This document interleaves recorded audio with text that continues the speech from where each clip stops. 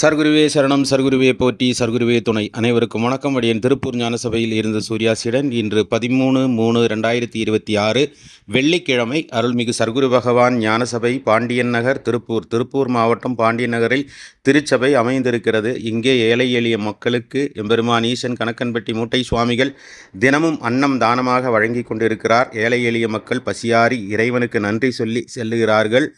அதற்காக உலகமெங்கும் பரவி வாழ்ந்து கொண்டிருக்கும் எம்பெருமான் ஈசன் கணக்கன்பட்டி மூட்டை சுவாமிகளின் பக்தர்களால் அனுப்பப்படும் காணிக்கைகளால் இந்த அன்னதானம் தினமும் நடந்து கொண்டிருக்கிறது.